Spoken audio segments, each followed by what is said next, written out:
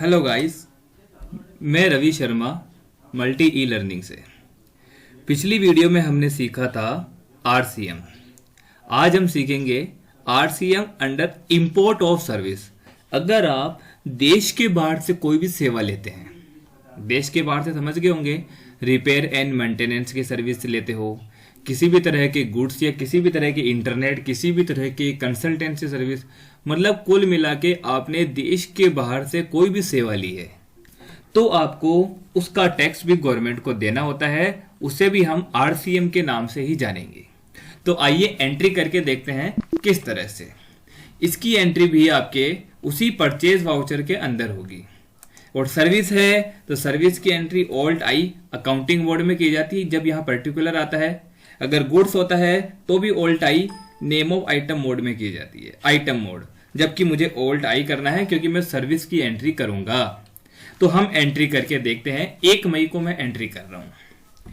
Invoice number जो भी है, मान लो मैंने एस मॉक्स कंपनी से, जो भी मेरी कंपनी है जो क्रेडिटर है, क्योंकि वो उससे मैं जब सेवा ले रहा हूं तो इस सेवा का टैक्स मैं, इस सेवा को मैं देश के बाहर से लूंगा, मतलब इंडिया के बाहर से, जैसे इटली, कहीं से भी ले सकता हूं।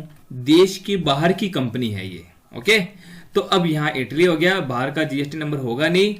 अब यहां खाता बन जाएगा। मान लो हम सेवा लेते हैं रिपेयर एंड मेंटेनेंस, तो मैंने खाता लिखा repair and maintenance under RCM, bracket में इंपोर्ट।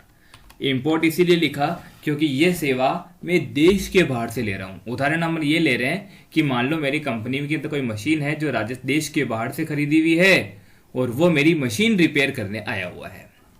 तो मशीन रिपेयर का खर्चा इनडायरेक्ट एक्सपेंसेस में गया।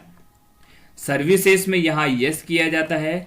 अब repair and maintenance, repair and maintenance का एचएसएन कोड।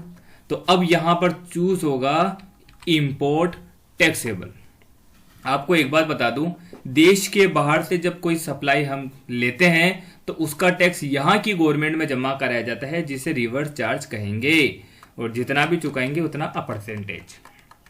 तो अगर आपकी ये सेवा 38,000 की होती है तो आप जब यहां पर अगर टैक्स लगाओगे, इनपुट आईजीएसटी, ड्यूटी इन टैक्स, जीएसटी, आईजीएसटी, तो यह टैक्स नहीं लेगा।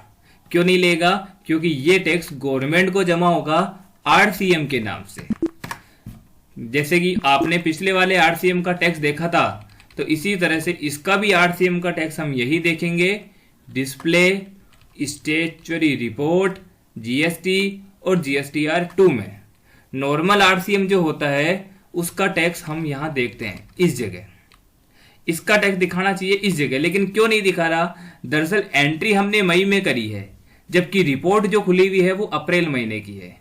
तो आप पीरियड पर क्लिक करके रिपोर्ट को चेंज करिए कि ये हो गई हमारी रिपोर्ट। तो अब देखिए आज का इंपोर्ट और सर्विस का टैक्स कि आपको 6,840 रुपए इंपोर्ट का टैक्स, इंपोर्ट में आईजीएसटी होता है तो आपको आईजीएसटी गवर्नमेंट को देना है। तो कैसे देंगे? वैसे ही स्टेट एडजस्टमेंट पर क्लिक करके पहले टैक्स को बुक करेंगे, जैसे आरसीएम का बुक किया था तो ऑटोमेटिक चूज हो गया जो चूज होना चाहिए था, और महीने की लास्ट की तारीख भी ऑटोमेटिक आ चुकी है। यहां खाता बनेगा इंपोर्ट आरसीएम। इंपोर्ट आरसीएम भी करंट एसेट्स में जाएगा जैसे पहले गया था, और टोटल अमाउंट 6,840। नीचे खाता बन जाएगा आईजीएसटी आरसीएम, जैसे पहले एसजीएसटी आरसीएम बना था उसी तरह से। बस टैक्स बुक हो गया, सेव कर लीजिएगा इसको। तो अब हम जब इसको बैलेंस शीट में देखेंगे तो इसका टैक्स भी आपको दिखाने लग जाएगा ड्यूटी इन टैक्स में। ये देखिए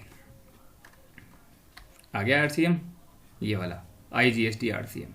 तो जैसे पिछले आरसीएम का भुगतान किया था इसी तरह से नॉर्मल पेमेंट वाउचर में जाके स्टेट पेमेंट कि भाई मैं जीएसटी के 5वें महीने का लाइबिलिटी वाला टैक्स, क्योंकि आरसीएम लाइबिलिटी होती है और आईजीएसटी का आरसीएम में गवर्नमेंट को पे कर रहा हूं।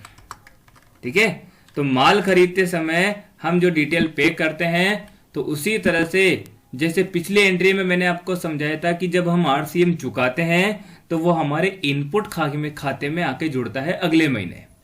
तो उसी तरह से ये टैक्स भी आपके इनपुट आईजीएसटी के अंदर या आईटीसी के खाते के अंदर, दोनों एक ही बात होती है। कुछ लोग उसको आईटीसी लिख देते हैं, कुछ लोग इनपुट लिख देते हैं, कुछ लोग अलग खाता बना के भी लिख देते हैं, कोई दिक्कत नहीं है, काम एक ही होगा। तो अब आप वापस जनरल वाउचर में जाने के बाद state adjustment, GST, increase of ITC आ चुका है। ओके, क्यों आईटीसी? क्यों? क्योंकि इंपोर्ट ऑफ सर्विस हुई थी। ओके, तो वापस खाता बन जाएगा old C input IGST, total amount 6840, और नीचे खाता बन जाएगा इंपोर्ट आरसीएम, जो अपन ने पहले खाता बनाया था। ठीक है, कब से कब तक का, और सेव। तो इस तरह से आप देख सकते हो कि मैंने देश के बाहर से माल खरीदा था अनरजिस्टर्ड में, तो उसका भी टैक्स यहीं इनपुट में आ चुका है। वो अगर अपन नॉर्मल रजिस्टर्ड से खरीदते हैं, वो नॉर्मल जो होता है लोकल के इंटर स्टेट के अंदर, तब तो आगे टैक्स जाता है। अब देश के बाहर था तो इसीलिए इसका भी आरसीएम बनता है, और आरसीएम बनने के बाद हम गवर्नमेंट को चुकाते हैं, और गवर्नमेंट को चुकाने के बाद वो गवर्नमेंट हमें उस पैसे को वापस करती है और उसको इनपुट में जोड़ दिया जाता है, ताकि जब आप उसको या किसी भी माल को बेचोगे और अगर आपका आउटपुट रहेगा तो उस आउटपुट को आप इससे यूटिलाइज कर सकते हो। ठीक है, तो इस तरह से हम आरसीएम को कंप्लीट करते हैं। नेक्स्ट वीडियो में हम आपको सिखाएंगे tax liability on advance. Thank you, धन्यवाद।